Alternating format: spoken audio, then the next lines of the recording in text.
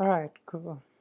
Well, let's get started now with chapter 10, Fields, which quite often people say is the worst chapter in HL physics. It is quite difficult, but let's get through it anyways. So from chapter 6, we know that the gravitational field strength, or the force felt per unit mass by any object in a gravitational field is given by gm over r squared. Or if I write it down as g equals to gm over r squared, where g is the acceleration due to gravity or our gravitational field strength. Capital G is the gravitational constant. M here is the mass of the source of the field, and r is the distance between the object and the source of the field. Now let's continue on from there. So gravitational potential energy, or GPE, is the work done in order to bring two objects that were infinitely apart to their current positions. So if you have, let's say, this is an object, or let's say this is a planet over here and this is Earth, and we had another object over here, and the distance between them now is infinity. Let's just say they're infinitely apart. Now the work done in order to bring this object over here to, let's say, over here at a distance of r is the gravitational potential energy. And gravitational potential energy, or GPE, as I like to abbreviate it to, can be given by minus gm over r, where this is the gravitational constant once again. This is the mass of the source, or this object over here. This is the mass of the object that we're referring to, which would be this, and r is the distance between them. Well, how do we end up with this formula? Let's look into it. So from chapter 6, once again, we know that the gravitational force experienced between two objects is gm over r. And we also know that our work done equals to force times our distance, right? In other words, we can also say that if there's a constant force acting upon this, our change in work done is equal to force times the change in the distance, or force equals to, actually this isn't needed, let's get rid of that. Okay, so now if we take this function, and because we're applying work done over it by bringing it from this infinitesimal distance over here to this distance r over here, so what we do in order to find the work done, we integrate our force with respect to distance, in this case that's r, from infinity to our current position, which gives us, let's put our force in, from infinity to r of g m over, actually that's r squared, sorry I messed that out, r squared dr. Now this equals to, let's get rid of all of this down here.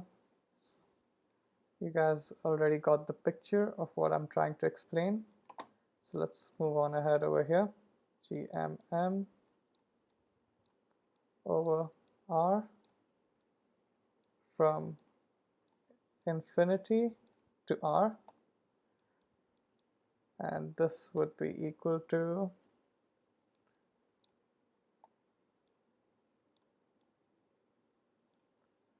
over infinity minus g m m over r. Now, because we're doing it over infinity, and as you notice, as our denominator increases, we approach 0. So we can take this to equal 0, giving us minus g m m over r. And that's how we end up with our gravitational potential energy.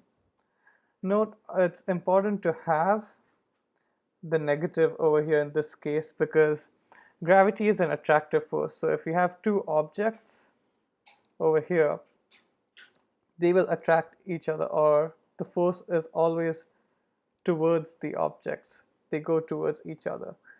And the reason why we have a negative sign is if we want to take that same object back to infinity, then we'll have to do a work of plus gm m over r. And that is our gravitational potential energy, why it's negative. Let's move on to the next part, which is gravitational potential. So gravitational potential is the work done per unit mass in order to bring a small unit point from infinity to its current position. So our gravitational potential is pretty much just work done per unit mass of our gravitational potential energy. So we have our gravitational potential, which is given by Vg, equals to the work done over our mass. If you remember from our gravitational potential energy equation, the work done of bringing a certain mass from infinity to its current position at distance equals r can be given by minus g m over r. So let's substitute that in over here.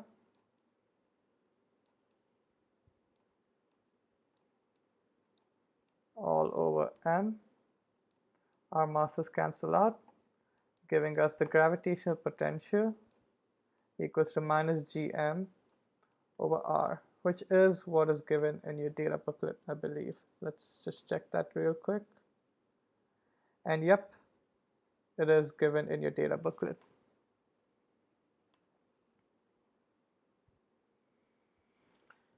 Next, we have the relation between gravitational field and gravitational potential. So,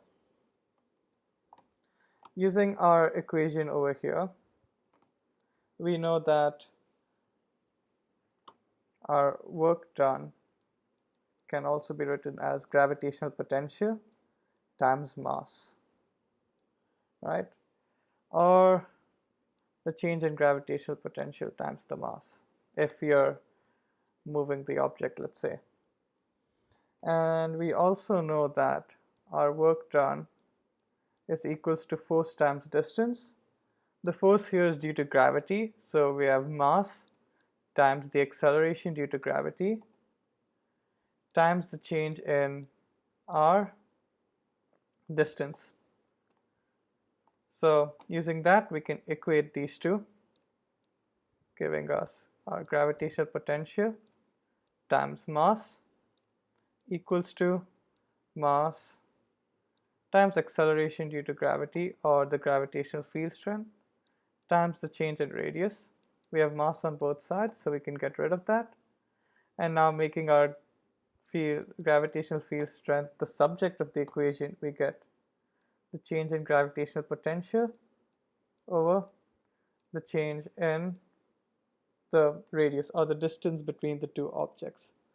This is how you can relate our gravitational field strength and gravitational potential. This can also show you how the acceleration due to gravity can vary with altitude, because as you get further, our delta r gets larger, which makes our field weaker.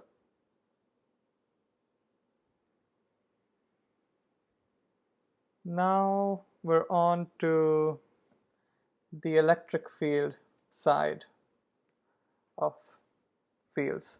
So we did gravitational fields, which is when you have attractive forces due to masses. Now we're going to look at similar things, except we're referring to charge in this case. So now we're first going to refer back to what we learned in chapter 5. So in chapter 5, a few things we learned about electric charges. First was our Coulomb's law, which is F equals to K big Q times small q over R squared, where K is Coulomb's constant. Q is the charge of one of the charge sources, or maybe let's say the main source of the electric field in this case, and Q is the charged object upon which it's acting. And another one we learned was that our electric field is the force per unit charge, which if you equate this in, you bring the force that we have over here into this equation, you end up with kq over r squared. Now if you remember, this is similar to what we did in gravity, where we had the gravitational field strength equals to gm over r squared. Here we have the constant k, over there we have the constant g. Here we have the source, which is q, the charge q, and over there we had the mass m, which was the source of gravity. Here we have the distance r squared, and over here also we have the distance r squared. Now everything over here follows the similar principles as we did in case of gravitation, which means if we talk about electric potential energy now, our electric potential energy is the work done in order to bring a charged object from when it was infinitely away to where it currently is now.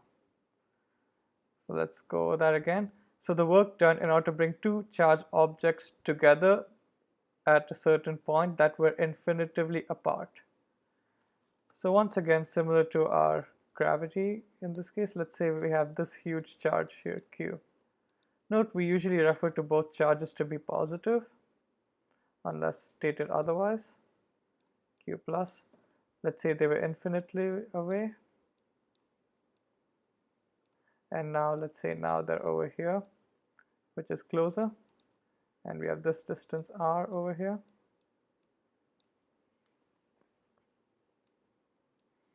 Then our electric potential energy is the work done in order to bring this charged object from here to here. But over here you have a difference. Our electric potential energy is k q q over r. And there's a reason for it. Over here it's positive, not negative. Like I said, we take both charges to be positive over here, which means they generally repel each other.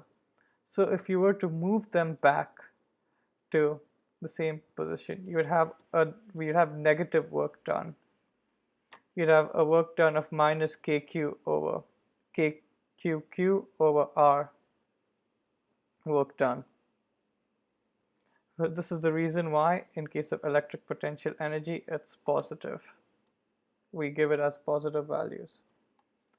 And our electric potential, same as our gravitational potential, is the amount of work done per unit charge as a small test positive charge.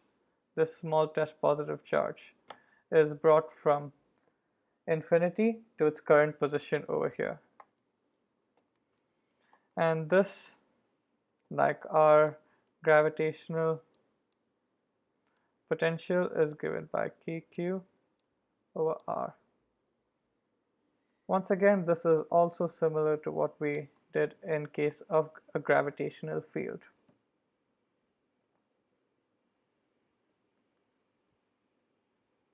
So we went over electric potential.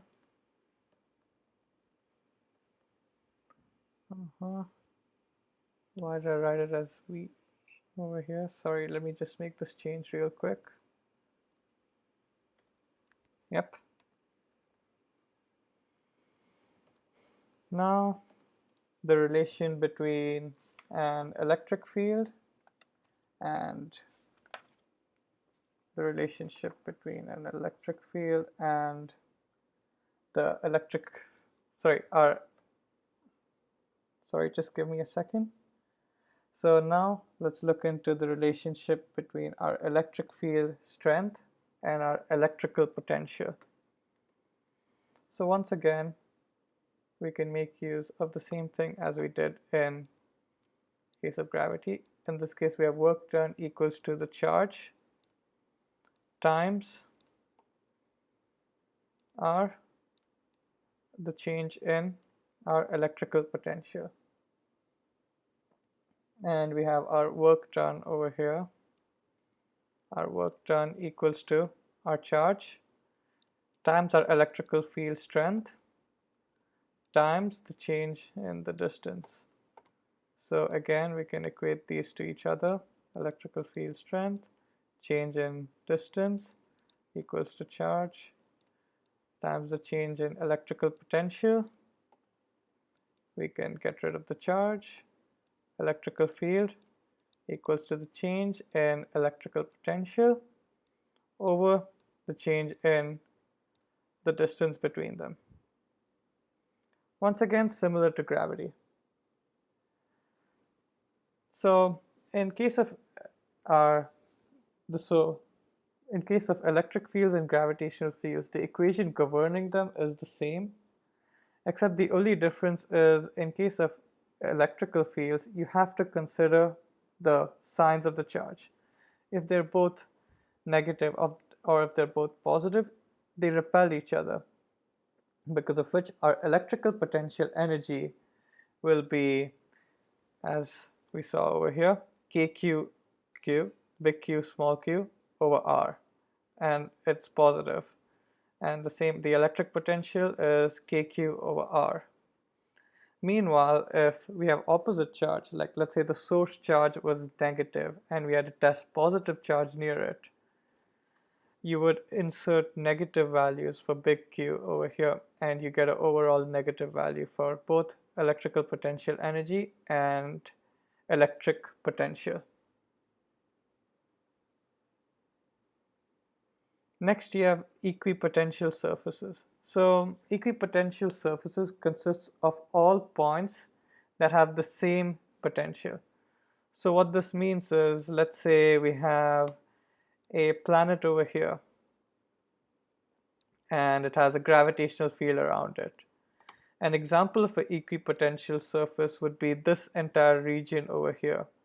Let's assume this is a perfect circle around the planet.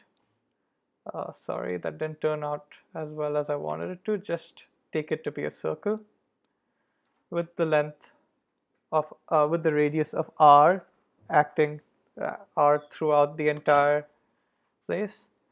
Every single point over here from our equations we know will have the same the same gravitational potential, because of which this entire surface over here is considered to be an equipotential surface. Just something you need to keep in mind. They may ask you to define it or may ask you to make use of it somehow.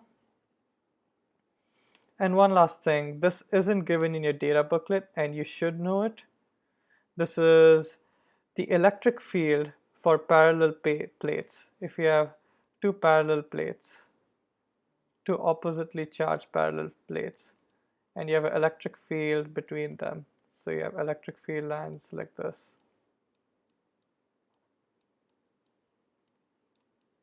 Let's say this plate is negatively charged and this plate is positively charged, and they bend around over here.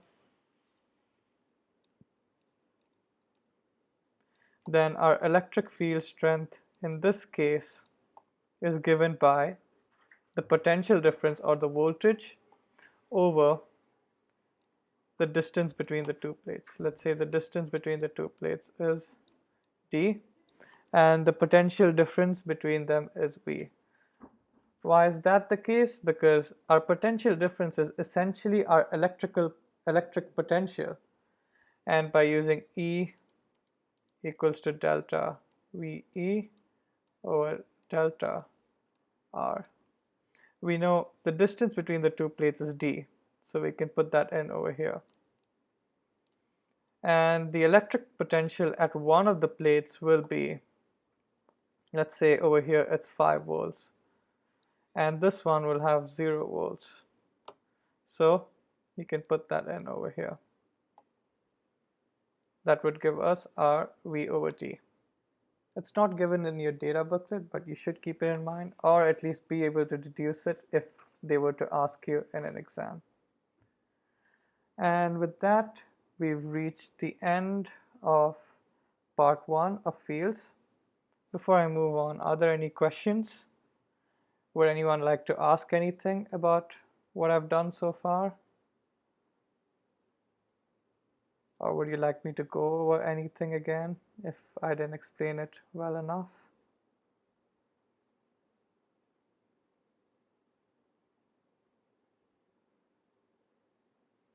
Will you cover the E total equation for gravitational fields? I'm not exactly sure what you're referring to by that, but there is an E total equation coming up in a bit for an object taking place in orbital motion around the planet. Maybe that's what you're looking for. Just let's proceed and see if it hasn't been covered by the time I finished this. Then I'll try and look out and see what you were probably referring to. Well then, I'll take it as there are no other questions and move on to 10.2, fields at work. So when we talk about fields at work, there are two main things we're looking at. One is orbital motion, or as an object orbits around a field, and the second is escape velocity, or escaping from a field. So let's first look into orbital motion. So in case of orbital motion, let's say we have a planet over here and a satellite that's traveling around, and it orbits around the planet in a circle. Over here, our total energy, the total energy possessed by the satellite that's currently going through circular motion, is equal to our kinetic energy plus our potential energy. This is something you should know. Now, we know that from mechanics, we know our kinetic energy is going to be simply half mv squared, where m is the mass of this object that's going through orbital motion around this planet, and v is the velocity at which it's moving. And from 10.1, or just as we saw earlier, we know that our electric potential equals to G m over R. So with that, we can say our total energy is equal to half mv squared minus Gm over R.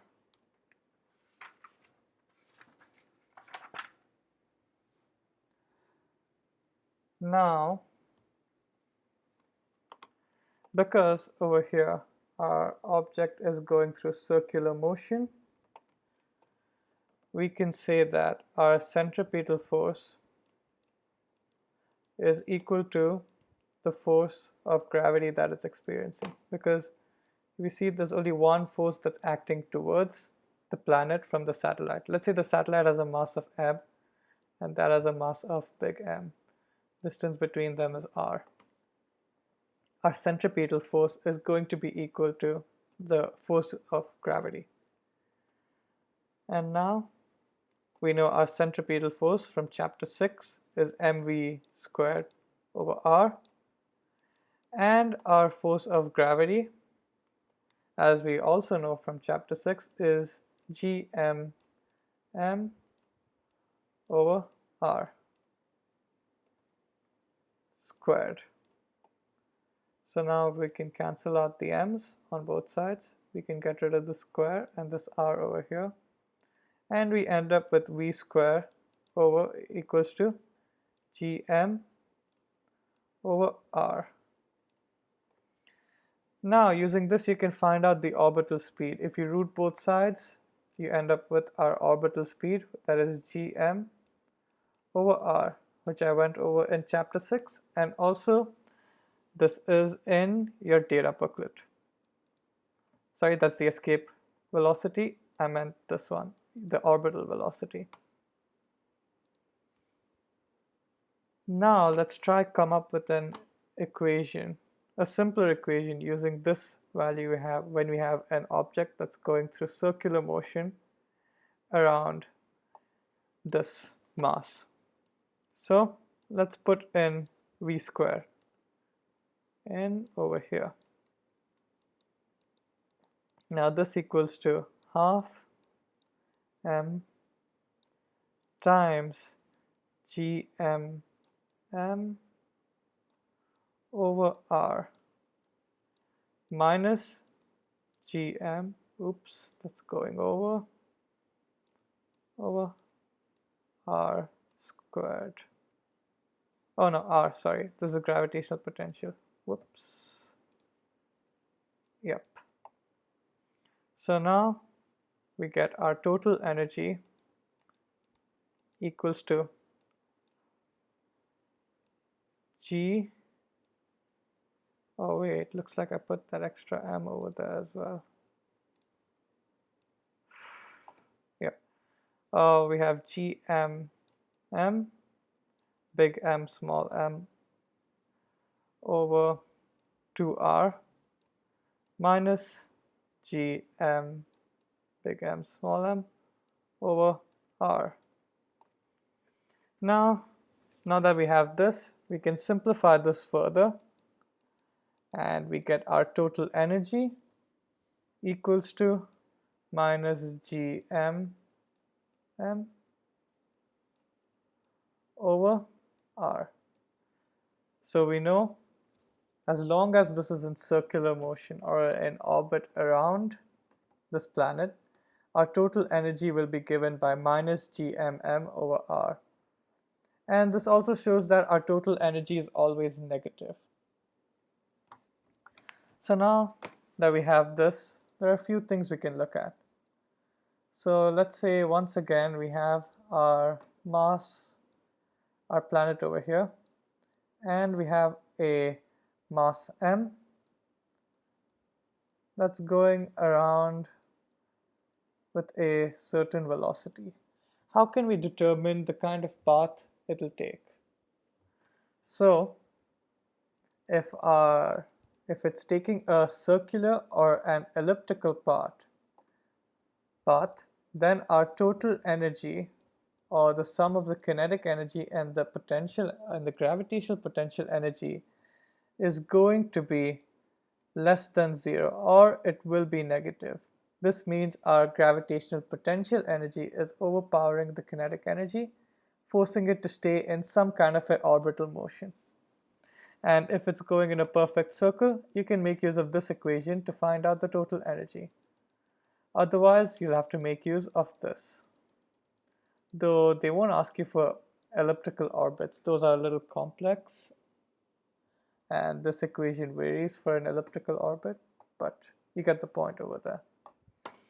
Now, if our object over here heads out in somewhat of a parabola, sort of like that, and it just gets launched off, then the total energy in this case is equal to 0. Our kinetic energy equals to our potential energy, and you achieve something that's known as escape velocity. So if we have somewhat of a motion like this, in a parabola-like shape, then our total energy equals 0. Any other shape than that, like let's say it's going out like this in somewhat of a hyperbolic shape, then our total energy is greater than 0, or our total energy is positive. And now we're on the next part of, and the final part, that is escape velocity, or the velocity required by an object in order to leave the gravitational field. So like just leave the gravitational field, or a more technical definition would be the velocity required in order for an object to return back to its position in infinity. Like we had said earlier, let's get rid of all this now. If we have our object over here, and it's at a distance of r small m, at a distance of r, our gravitational potential energy was to bring it from infinity, as if it were at infinity, to r. The work done in order to do that. Now, but to send it back to infinity, that would be our escape velocity. So in this case, the work done by our kinetic energy, our half mv squared, must be equal to our potential energy, or the gain in potential energy as we move it from here to here. The gain in potential energy, gm m over r. And this relates back to what I told you earlier. If we attain escape velocity, our total energy equals 0, meaning the sum of kinetic energy and potential energy, half mv squared minus g m over r, must equal 0. And if I bring this to the other side, we get this equation as I've shown you over here.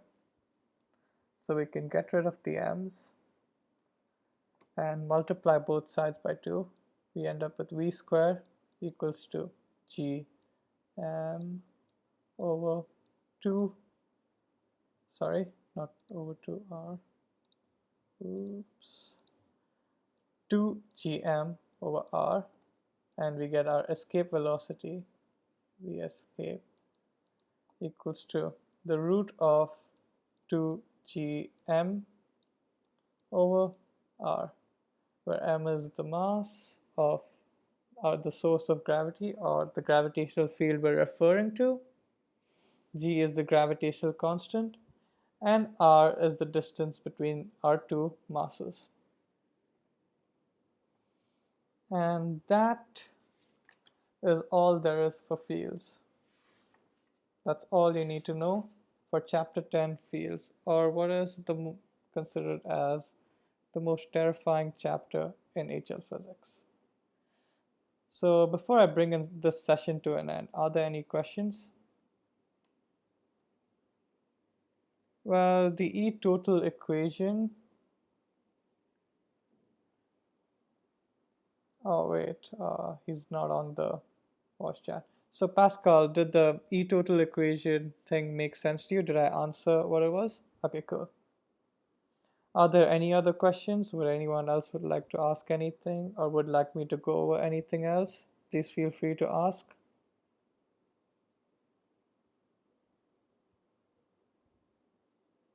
All right.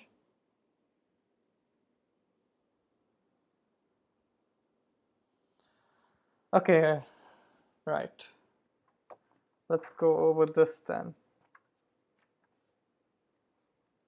The gravitational potential graph. So sometimes you can be given questions with the gravitational potential graph. I'll draw it out to be like this, because usually our gravitational potential, I mean not usually, it's always negative, because gravitation is always an attractive force, as in it attracts all objects towards it. So let's say this is our gravitational potential, and usually they give it in terms of R. And our graph tends to look something like this. As you get further away, you have a weaker gravitational potential. Now this relates back to what we were talking about when we talked about relating our gravitational field strength to gravitational potential. So if you have a graph like this and you want to find out the gravitational field strength at any given radius, like let's say r equals 2 over here. So what you first do is you extrapolate out to that point, and our gravitational potential here, let's say, is minus 15, for example. So what would you do in this case is you draw a tangent from this graph. And because it's the change in gravitational potential over the change in r, so a tangent to the graph at this exact point, and using that you can find out the gravitational field strength. The slope gives you the gravitational field strength. This also works for electric field strength. Our electrical potential is the same thing, except the axes will be, this axis will be flipped. Our y-axis will be in positives this time. And you can find out the electric field strength using that as well. Does that work for you for our gravitational potential graph, or is there anything you want me to go over with that?